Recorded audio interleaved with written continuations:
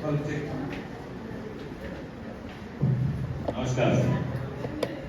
कई प्रश्न मेरे मन में उठ रहे थे, लेकिन प्रश्नों को विराम देते हुए कुछ प्रश्नों को मैंने चुना और उत्तर तो मुझे मिल ही रहे थे आपके वाणी से, और फिर भी बच्चों के लिए ये होना बहुत जरूरी था, उनको जानना भी जरूरी था।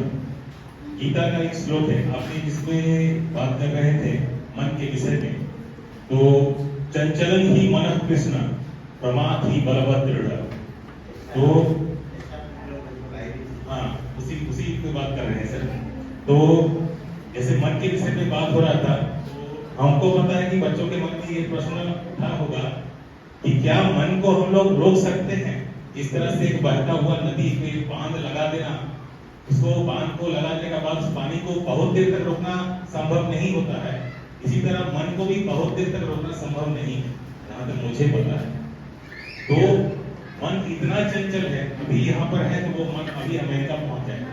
उतना तीव्र गति में पहुंचने वाला कोई साधन विश्व में, ब्रह्मांड में नहीं है।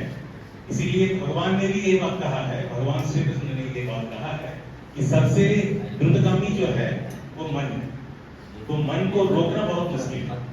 और जब स्वामी जी के साथ में डिस्कशन हो रहा था, नरेंद्र नाथ जी का, जब वो स्वामी जी नहीं बने थे, उनके गुरु और ठाकुर रामकृष्ण परमहंस जी, तो उनका एक वक्तव्य था।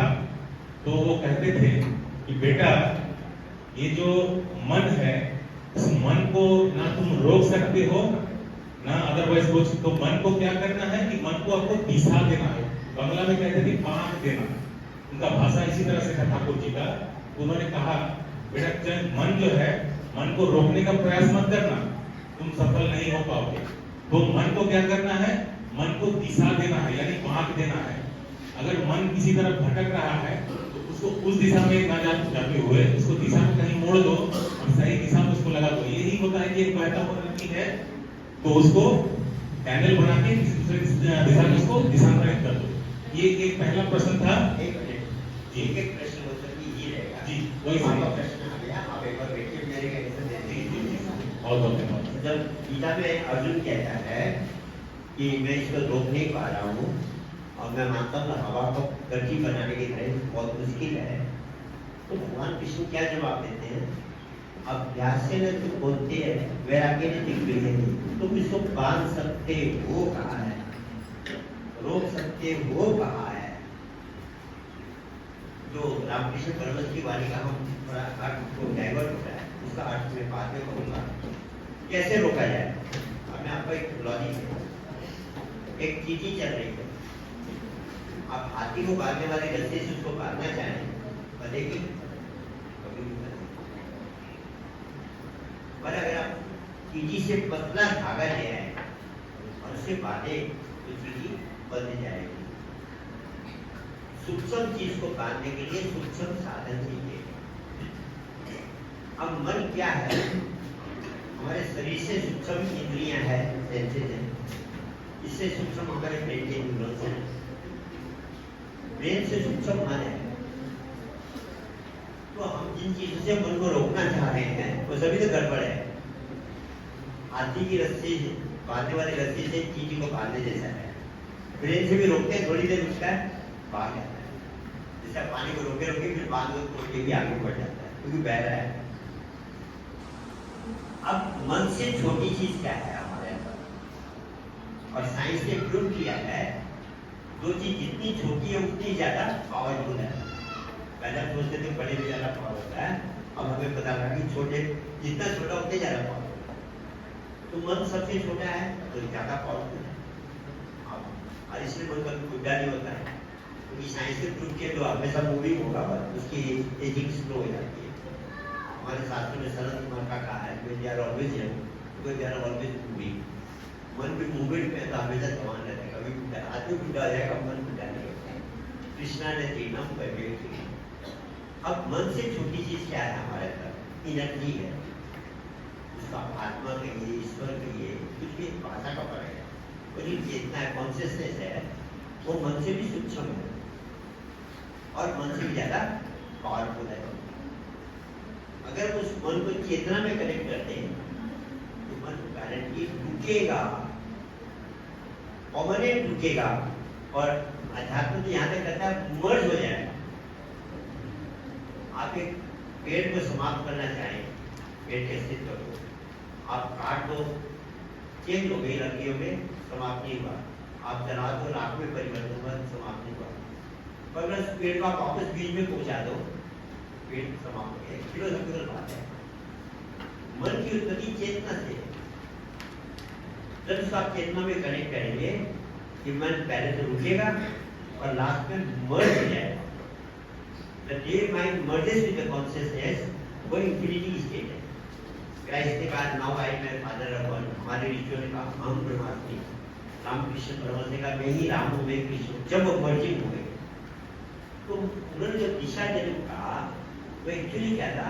दिशा का मतलब उस मन को उस चेतना में जोड़ो। बहुत अच्छा दोहा एक कवि ने कहा है, संत ने कहा है, कबीरा धारा अगम की सदगुरु गई बताए, धारा को उल्टा किया तो स्वामी से उठाए। ये जो फ्लो है चेतना से मन में आती है, मन से आपकी सेंसेस में जा रही है, कहीं बॉडी काम कर रही है। यदि ये जो फ्लो है अगम मतलब कि मेटाफिजिकल फ्लो है, इसको तुम रिवर्स कर दो। चेतना से जो मन में आया, मन को वापिस चेतना में दो। और ये दिशा देने को मुझे बात की रामकृष्ण परमहंस से, बाहर की दिशा देखी, मन को अंदर ज्योति में उस एनर्जी में जोड़ो। और एनर्जी के मूल रूप से दो रूप है, साउंड और लाइट। आप जब एटमों का विस्फोट करते हैं तो लाइट पैदा होती है और साउंड होती है। हमारे अंदर भी एनर्जी साउंड और लाइट के रूप में, लाइट की मैंने चर्चा की आपसे, साउंड की नहीं, एक वाइब्रेशन के रूप में हमारे अंदर है जो हमारे सांसों में चल रहा है। साइंस उसको प्राइमरी वाइब्रेशन कहते हैं, हम उसको अक्सर प्रयोग करते हैं। तो वो जो साउंड और लाइट हमारे अंदर है वो एनर्जी का एक्चुअल फॉर्म है। जब आप उसमें मन को कनेक्ट करेंगे, ये मन गारंटी टूटेगा भी और मर्ज भी हो सकता है। धन्यवाद सर। आप चिंगमारी में रहते हैं, चिंगमारी को लेकर आपसे कोई भी प्रश्न किया जाए आप आराम से उत्तर दे दो, क्योंकि आप चिंगमारी में रहते हैं। जी सर। जब आप इनर वर्ल्ड में प्रवेश कर लेते हैं, कोई भी आंसर क्वेश्चन का आंसर दिया जा सकता है, because you have been in that area. जी सर। प्रैक्टिकल करने के बाद में क्वेश्चन का आंसर इजी हो जाता है। जी। I will welcome your question. धन्यवाद। बहुत बहुत धन्यवाद सर।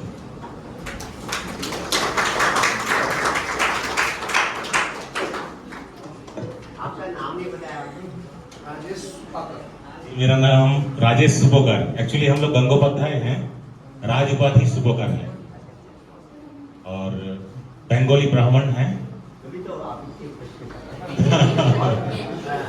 एक्चुअली ब्राह्मण सब क्या है? ब्रह्म जाने की ब्रह्म ज्ञानंत ब्राह्मण, ब्रह्म को जानने वाला ही ब्राह्मण है।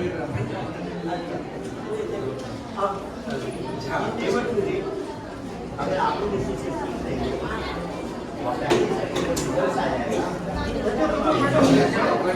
हमको बताया आप लोग हमारे तरफ से टॉफी है, आप लोग जरूर एक टॉफी प्रसाद स्वरूप जरूर ग्रहण करके जाए। जितने भी स्टूडेंट्स हैं आप लोग प्रसाद स्वरूप में टॉफी जरूर लेके जाए। और सभी को अपना अमूल्य समय याद रहे।